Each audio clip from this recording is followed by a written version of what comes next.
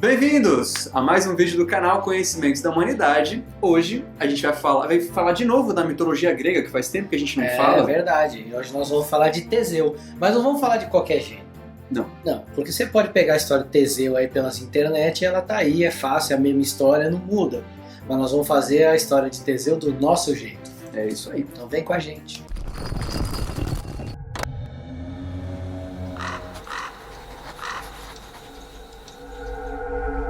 Bom, antes de começar, eu queria falar que a gente, em determinado momento aqui dessa história, a gente vai contar uma parte que a gente já contou com um outro olhar lá no Flight of Icarus. Que é um vídeo aqui do canal. Vai estar aqui, eu acho que ele vai ficar aqui em cima. Isso põe bem na minha cara, assim, ó. Não é mais, agora é uma tirinha que sai aqui. Eu não sei se é aqui ou ali, enfim. Vai ser aqui em cima. É, em algum lugar aqui. É o Flight of Icarus, que a gente fala sobre a música, né? E a gente conta um pouquinho sobre Dédalus, Minos, aí fala um pouco de Perseu, Ariadne, o Minotauro e Ícaro, certo? Isso. A gente vai falar um pouco, a gente vai esbarrar nessa parte, mas agora com um olhar mais direcionado para Teseu. Isso, certo? Agora é contar o mito dele. Então, agora a gente vai contar muito dele. Muito bem, Léo, o Teseu, o nome Teseu e a origem, dados históricos, tem isso registrado, né? Conta um pouco. Tem, né? Ele é um herói semi-lendário. Muito parecido com quem está acompanhando a série Vikings, com o Ragnar, que é um personagem que provavelmente existiu e que se criou uma série de lendas e histórias em cima dele. O nome dele, Teseu, significa um homem extremamente forte. E ele faz parte da lista tradicional dos reis de Atenas. Ele teria governado Atenas de 1234 até 1204 a.C. Então olha só que bacana, tem um rei lá na lista tradicional que chama Teseu e que é ligado ao herói mítico que a gente vai falar hoje. Talvez a história dele não seja exatamente como a gente acabou de falar. Exato. Mas esse herói, então, ele é filho de Egeu. Mesmo nome do mar, e a gente vai contar o porquê. Por quê? E também filho de Poseidon. Isso. Na verdade, vocês vão entender porque que a paternidade dele não é muito definida. Por que ele é um herói, né? Isso. Por que ele é tão importante. Então, Egeu... Mas esse já é o primeiro aspecto simbólico que a gente tem na lenda. A gente tem Poseidon, que é o deus dos mares, e Egeu, que vai depois se tornar o nome dos mares ali na região da Grécia. Então a gente está falando de um herói que vai trabalhar aspectos que estão ligados aí a certames emocionais e do inconsciente. Exato. Por isso que lá na frente ele vai penetrar um labirinto. E como esse mito está repleto de símbolos da Terra, né? Muitos, vocês vão ver quantas vezes vai aparecer um boi ou um touro nesse mito. Isso. Muito bem, Egeu, ele tinha duas esposas. Isso. E não conseguiu ter filho com elas. Com nenhuma das duas. Uma chamava Meta e outra chamava Calcíope. Ele não conseguiu ter filho, tentou, não conseguiu ter filho nenhum com elas.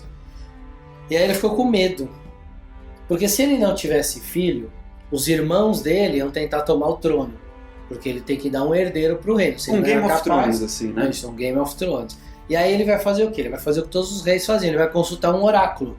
Isso, ele vai lá em Delos. Em Delfos. Em Delfos. Isso, vai lá no oráculo de Delfos, vai falar com a Pitionisa. Com a Pitionisa. E aí ela fala uma parada, como sempre, oculta, né? Não chega e fala assim, ó, meu amigo, você... Não. Fala em metáforas, né? E aí... Ele não entendeu. Egeu era meio devagar, não entendeu nada. Deu um valeu e saiu pensando. Falou, não rolou nada, né? Sabe quando o preto velho vem com aquela e você finge que tá entendendo? E aí depois você vai embora pra casa, o que a entidade falou? Não sei, não tenho a menor ideia. Ela falou isso. Aí a sua mãe fala, mas não é óbvio. Senão não é óbvio, eu não entendi nada. Aí ele vem com essa dúvida, né? Na volta pra casa, então ele vai pra casa pensando, na volta ele para num reino. Um reino chamado Trezena. E lá tem um rei que chama Piteu. E ele conta pro Piteu o que é a profecia. E a profecia basicamente falava do nascimento do Teseu, e ele não tinha entendido. E aí o rei Piteu, ele saca. Ele fala, eu entendi isso aí. Mas não vou contar pro Egeu que eu entendi. O que eu vou fazer? Eu vou dar um porre. E chama a filha dele. Filhinha, chega Vem mais. Cá, dá uma... Passa uma noite aí com ele. Passa uma né? noite com ele. E o nome da filha dele é Etra. E aí o que acontece? Egeu tá bebaçaço, vai lá e dorme com Etra. Só que na mesma noite que Egeu dormiu com Etra, Poseidon foi lá na sequência e dormiu com Etra também. Então olha que interessante. É como se fosse uma junção entre Egeu e o Poseidon, que a gente disse agora há pouco. Isso. E aí engravida, Etra engravida. E como as coisas lá naquele tempo demoravam muito, né, quando o cara estava fazendo uma viagem, era 6 meses, 7 meses de viagem, ficava na corte de um rei para se hospedar, ficava 2, 3 meses. Quando ele estava saindo de lá, ele já sabia que Etra estava grávida. Não, ela fez o teste. O teste de gravidez na Grécia. Né? Deu bolinha lá, dois risquinhos.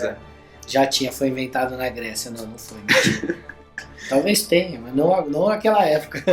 O fato é, ele já sabia que ela estava grávida. Exatamente. E aí disse o seguinte: quando meu filho nascer, não conte que eu sou o pai. Não conte quem é o pai. Espere ele ficar forte.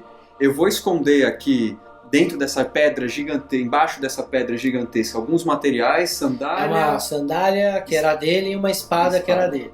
Então ele pede para os soldados dele levantarem a pedra, ele coloca lá embaixo e fala: se ele for mesmo meu filho, ele vai conseguir levantar essa pedra e pegar a espada e a sandália. Então você fala para ele fazer isso e aí vai até Atenas. Mas só quando ele estiver grande, estiver forte, até lá esconde de quem que ele é meu filho. Então a criança nasceu e foi crescendo e já forte, né? Foi crescendo robusto. Com 16 anos era um homão. Né? E aí a filha, né? Aliás, a mãe dele, qual que era o nome mesmo? Etra. Decidiu contar pra ele quem era o pai. Aí contou que o pai dele era o rei Egeu. E batizou o filho de Teseu. Então aí está o nosso grande herói. Exatamente. Então virou para Teseu e falou: olha, seu pai é Egeu, ele mora lá em Atenas e ele deixou uma surpresinha aqui para você ir até lá seguro, né? Porque quando você chegar em Atenas, ninguém vai combater você ou reclamar que você tá vindo aqui à toa. Mas para isso você precisa levantar aquela pedra ali e descobrir o que tem embaixo. E aí Teseu tinha 16 anos nessa época, ele já era muito forte. Então ele consegue levantar a pedra, tira lá de baixo a sandália e a espada que ele veste, e aí ele resolve então ir até Atenas se apresentar para o rei Egeu. Só que nesse meio tempo, Egeu tinha uma outra mulher. Egeu casou de novo com uma mulher chamada Medeia. Que teve um filho. Chamado Medo. É verdade. E aí, ela, assim, ciumada, queria que o filho fosse herdeiro do trono, aquela coisa toda. Exatamente.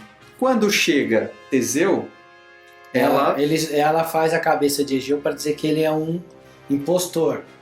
E convence que vai envenenar o cara para matar o cara. Vai envenenar Teseu para matar ele. Medeia é um personagem muito interessante, porque ela em alguns momentos, ela é casada com Jasão, depois ela é expulsa, ela casa com Egeu. Ela é um personagem que a gente que faz. Ela merece o Mitos e Lendas só de Medeia. Nós vamos ainda fazer esse Mitos e Lendas de Medeia.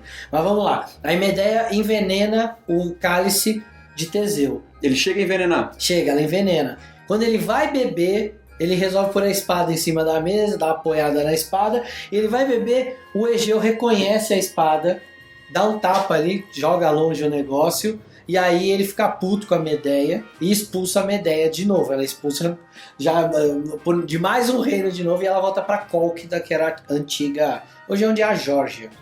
Só que nessa época, Atenas era dominada por Creta, que tinha um rei chamado Minos. Isso. Então agora nós vamos falar um pouco de Minos. Isso, que a gente já falou lá atrás, a gente vai falar mais uma vez. Falou lá atrás no Flight of Icarus. No Flight of Icarus. Isso, mas vamos lá. Quem era Minos? Minos era filho de Zeus com Europa. Europa era uma mulher fenícia. Isso. Que Zeus rapta, leva para a ilha de Creta. Ele se transmuta em touro. Então a gente já tem Egeu, que é o primeiro touro. Isso. De Poseidon. Aí a gente tem agora Zeus virando um touro para levar a Europa até Creta. E lá ele faz 3 filhos com ela. Isso. Que são Radamantes, Minos e Sarpedão. Minos e o Radamantes aparecem também como juízes. Depois que morrem, eles chegam no Hades e viram juízes. Na Divina Comédia do Dante, Minos e o Radamantes aparecem também como juízes. Muito bem, e a história de Minos é muito interessante porque ele tinha então esses outros dois irmãos, mas ele, para se destacar e ser o herdeiro do trono, ou ser o rei de fato, ele faz um acordo com Poseidon. Isso, mas na verdade antes dele querer se tornar rei, quando nascem os 3 filhos de Europa, eles são adotados pelo rei de Creta. Ah, sim. Que chama Astério. Sim, é assim que eles vão para lá. Isso, e ele casa com a Europa. Então ele casando com a Europa, tem os 3 filhos. Quando ele morre, aí o Minos quer virar rei. Isso. Né? E os irmãos também. Então eles começam uma briga. Em algumas versões da história, diz que a briga começou porque os 3 se apaixonaram por um outro homem chamado Mileto, que era filho do deus Apolo. E aí eles se aliam a várias nações, tem várias guerras, enfim, no final Minos se dá melhor. E outras versões dizem que Minos, eles brigavam por causa do trono, e que Minos acaba tomando o trono, mas que ele era desafiado pelos irmãos. Aí entra esse sacrifício do Poseidon. Isso, e aí ele faz uma oração para Poseidon. E aí Poseidon então traz um touro, né? Um touro gigante. Um touro gigante, sagrado, e assim o consagra como rei. Isso. E aí o que Poseidon pede em troca é o sacrifício desse touro em seu nome. Exatamente, de novo um touro aí aparecendo. Só que ele é tão incrível que ele troca com um do seu próprio rebanho. O Minos, né? O Minos troca. Minos. Ele fala, eu não posso dar esse touro pra Poseidon. Ele é incrível. Esse touro é incrível. Eu vou ficar com ele. Pra mim, vou pegar um outro touro aqui, dar uma maquiagem de touro.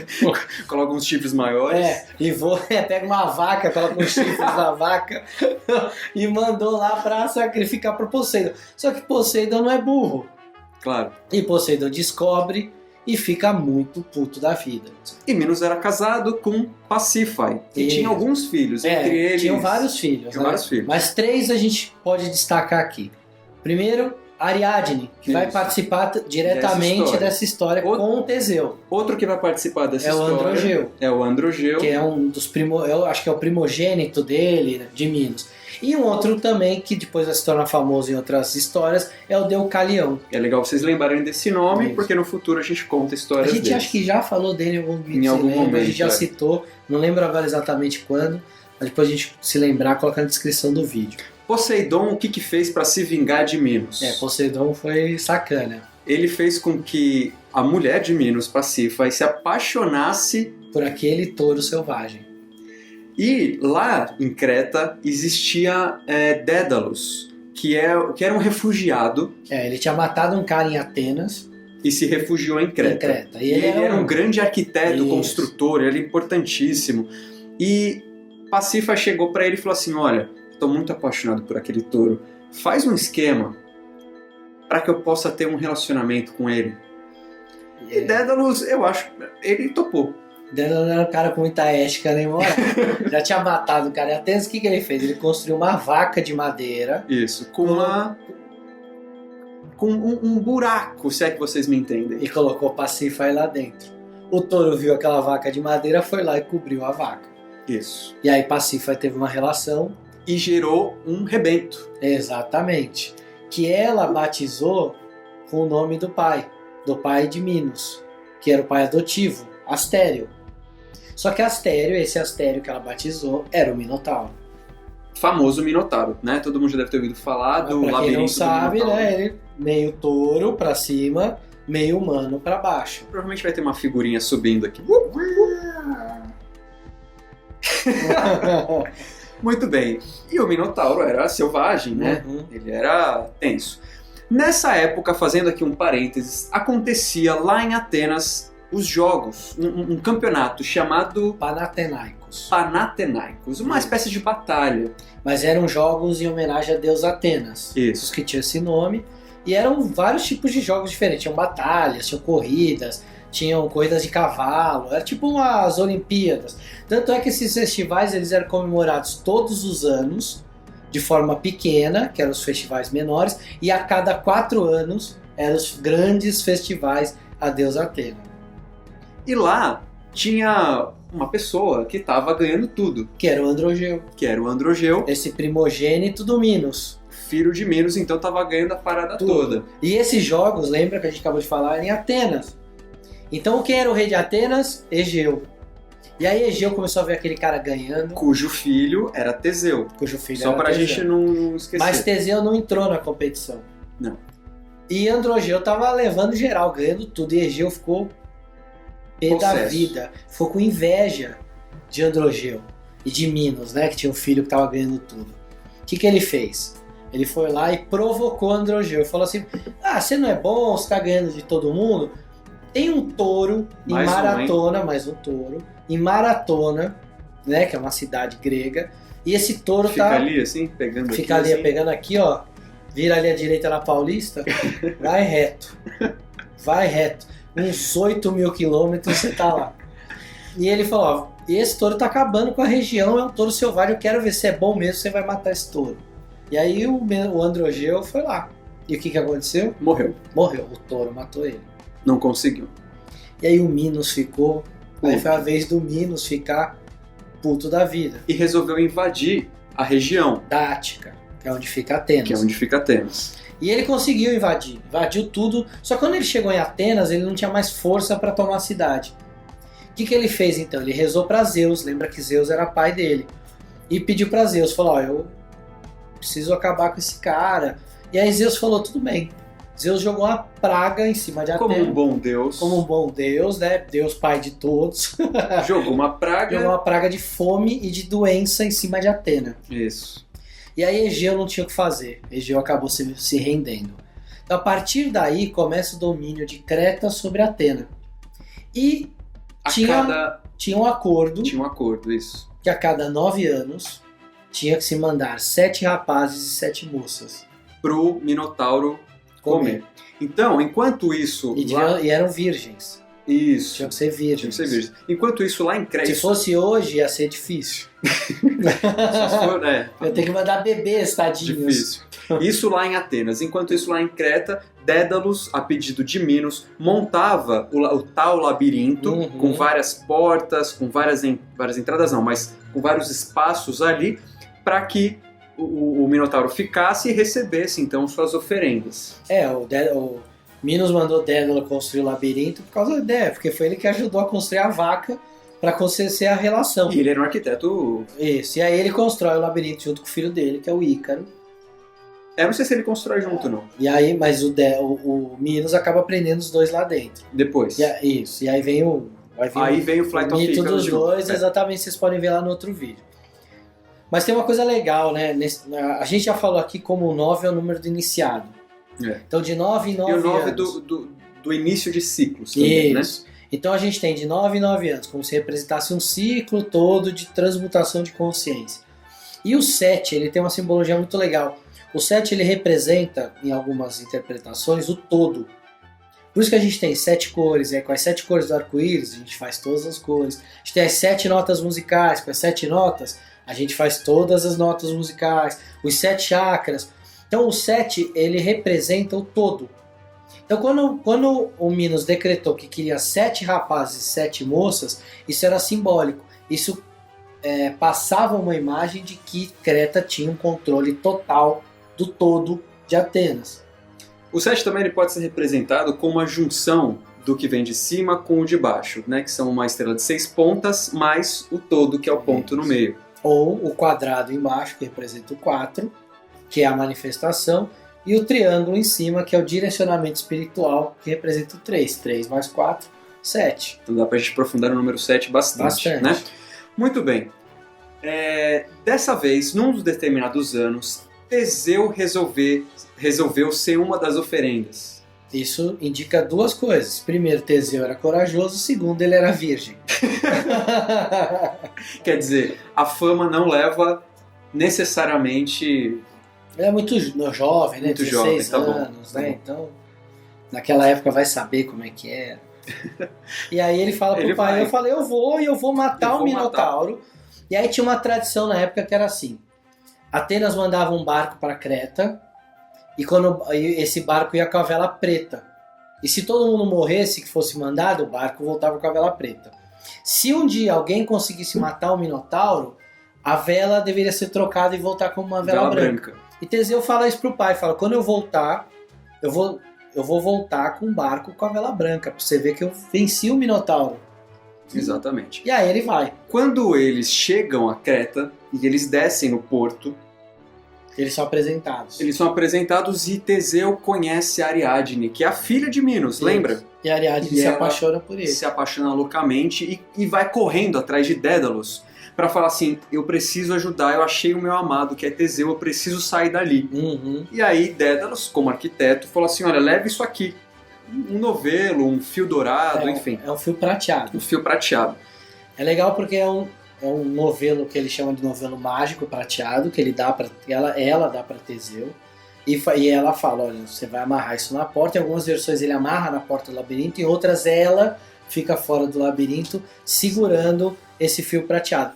Para quem já estudou projeção astral, ou já viu vídeo de projeção astral, ou já leu algum texto, algum livro sobre projeção, sempre é citado de que quando a pessoa sai do corpo para fazer a projeção, ela fica presa por um fio de prata. E você sabe a origem desse termo, fio de prata? Ela vem da Bíblia. Nos livros de Paulo, que Paulo escreveu, ele vai contando em forma de poema todo o processo de morte. Então tem um momento que ele fala assim, e quando o fio de prata se romper, quando o cântaro quebrar, quando não sei o que lá, que se dá. Então esse fio de prata é exatamente o fio de prata que se vê na projeção. Exatamente, olha só, tá vendo? Então tem mais de um lugar que a gente tem essa citação.